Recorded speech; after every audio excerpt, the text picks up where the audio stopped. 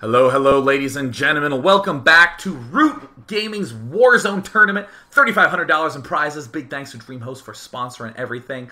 DIMAGA currently up 1-0 against Drewbie in the round of 8 with some amazing long-term focused play.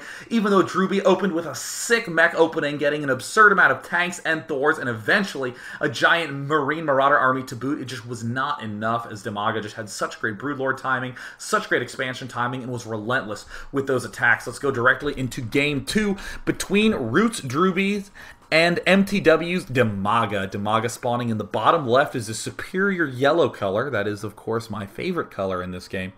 He is in the bottom left as the yellow Zerg. In the top right, we have Drewbie as the red Terran. Now, in the last game on Metalopolis, because it was absolute cross positions, top versus bottom, players do have a tendency to go a little bit into the macro mode. In particular, Terrans know that once they secure that gold expansion, it's almost impossible for any Zerg to be able to break him.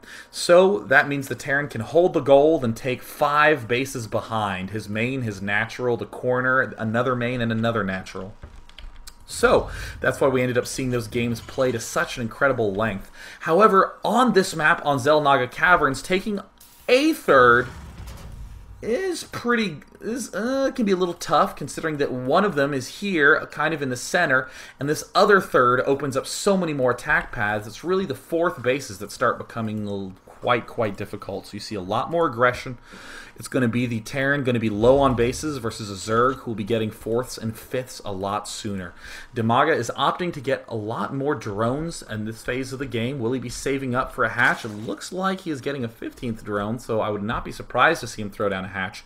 Clearly is not as concerned about some kind of bunker rush.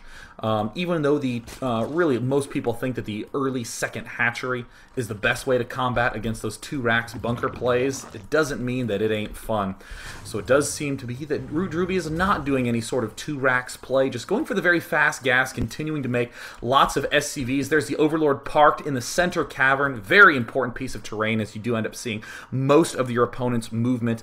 That first SCV will end up advancing to this hatch, and in the production we do see that the spawning pool is done. More drones coming out for DIMAGA. He has made a lot of drones before throwing down that expansion. No 14 hatch, 13 pool, something more like a 16 hatch, 16 pool.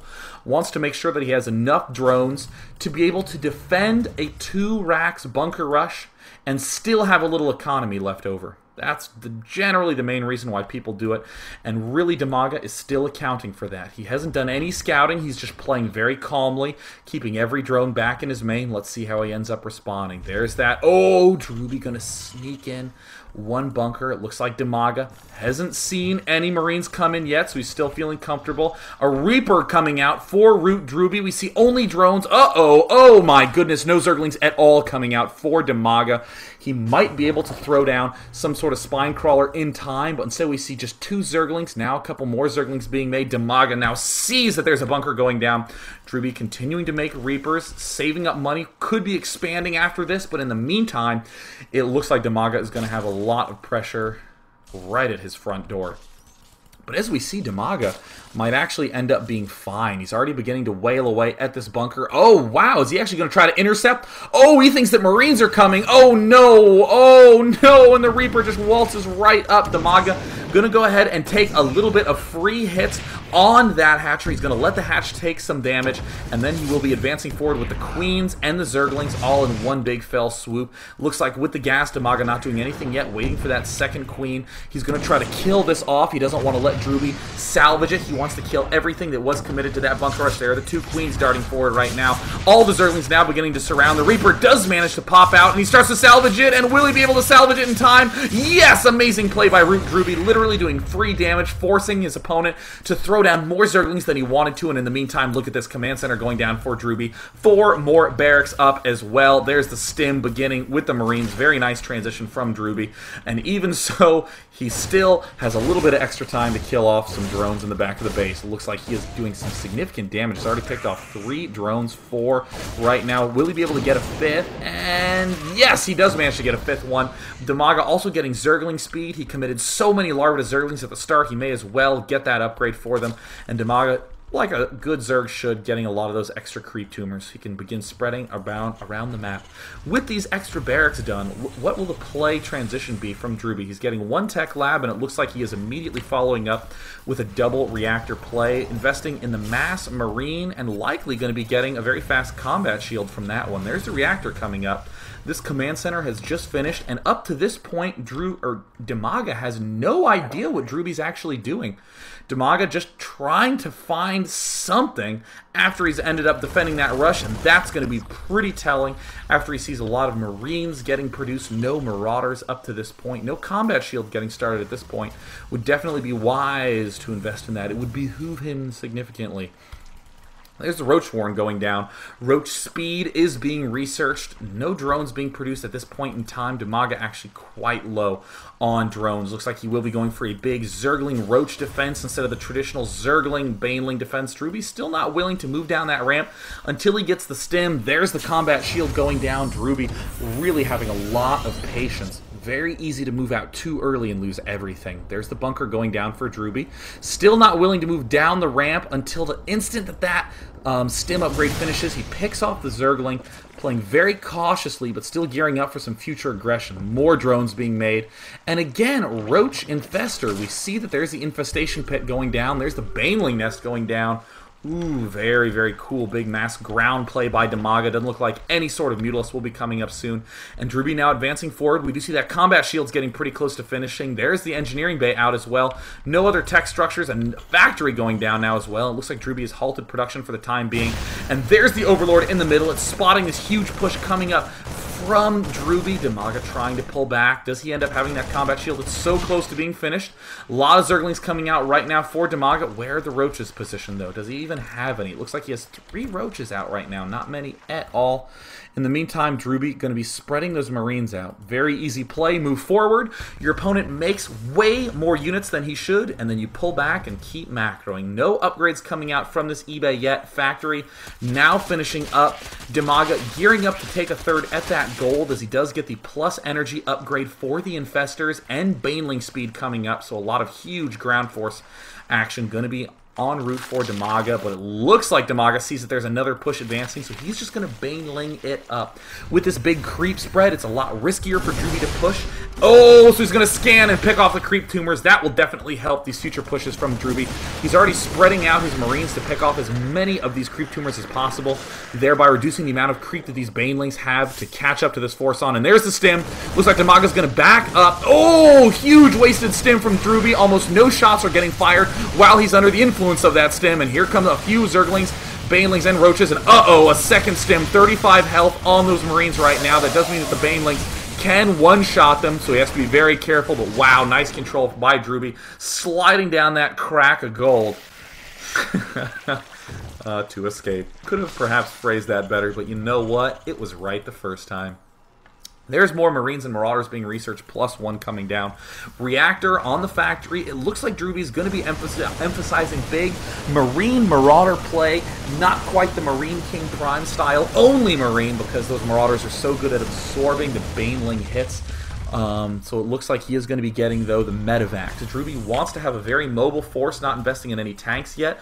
Ooh, even getting the +2 upgrades, getting the second engineering bay. There's the command center going down for Drewbie. He really, really wants to have big macro this game. The key for Drewbie is he needs to be very, very aggressive if he wants to be able to keep that expansion alive. DIMAGA, again, with the very safe third hatch at the natural expansion. And without any creep spread, it's going to be a lot harder to pick off all those Marines and Marauders. Very nice spread there by Drewbie. The Banelings are trying to hit the Marines, but oh, great control there by Drewbie.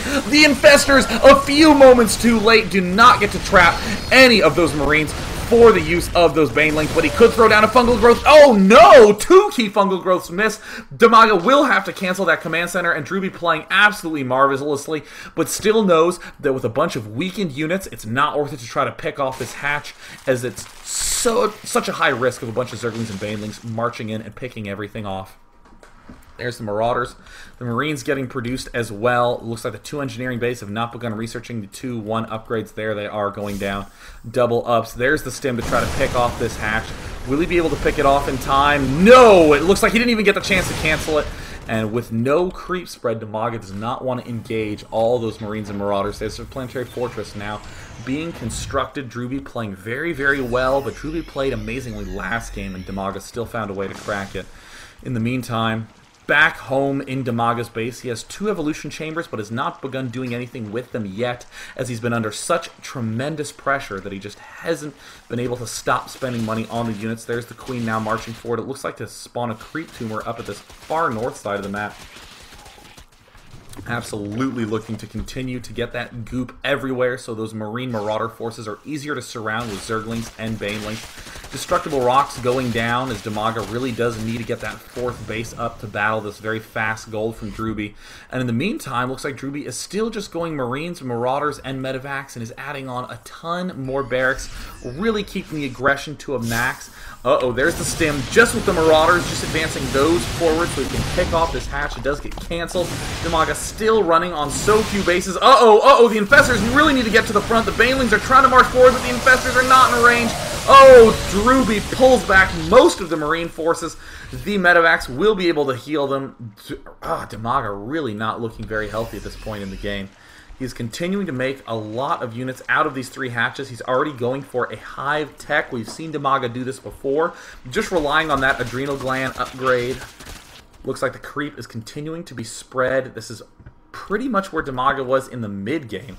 But that one amazing scan by Drewbie managed to pick everything off. There's another barracks and another command center going down by Drewbie. He's favoring more of the Marauders, as we can see. Almost all tech labs going down. Only has 2 barracks making Marines, and we do see that his +1 armor is done. +2 attack very nearly done as well. There's the good old missile turret sensor tower in mid, because that, again, is such a key piece of terrain. DIMAGA still does not have a 3rd up. He's trying to retake the gold again. It's a little riskier, but he really kind of needs to take the risk if he wants to advance. Uh-oh! Oh! Key fungal growth! Oh! That's exactly what DIMAGA needed.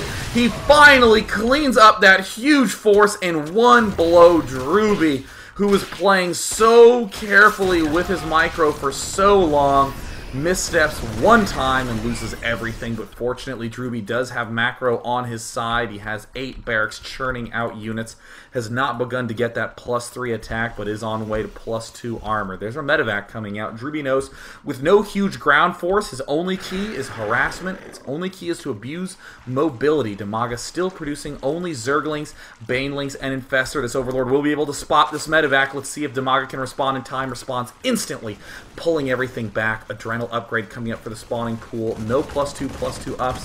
Drewbie, interestingly, is out upgrading his opponent. And will he be able to get the fungal growth? No, he throws a fungal growth down, but it whiffs.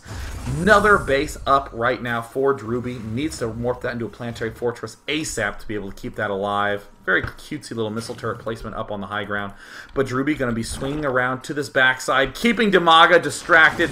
Oh, so smart, Drewbie. Oh, keeping all of DIMAGA's focus here. DIMAGA's probably happy to have killed the drop, but look at this counterplay by Drewbie, darting forward, picking off almost all these drones, advancing forward. That hatch is going to fall, and once again, DIMAGA just cannot seem to get a 3rd base up. Drewbie kills them off and retreats again and again and again.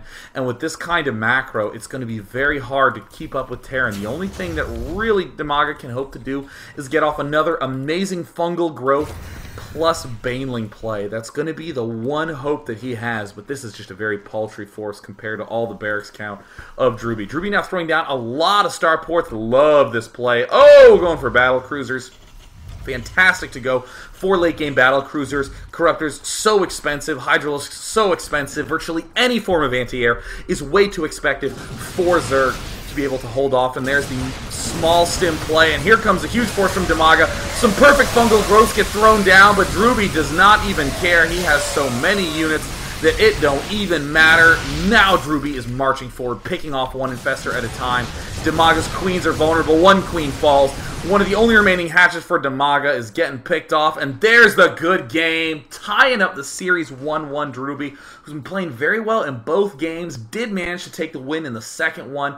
DIMAGA is really going to have to buckle down and play a lot better defensively if he wants to be able to hold off. After all those creep tumors got eliminated by that scan scan early on, DIMAGA was so crippled defensively, he needed to wait a little bit longer with those Infestors, have a little bit more patience, because those Banelings did such huge amounts of damage. Either way, we'll be going into Game 3 shortly, so definitely stay tuned to find out who will be advancing to the semifinals.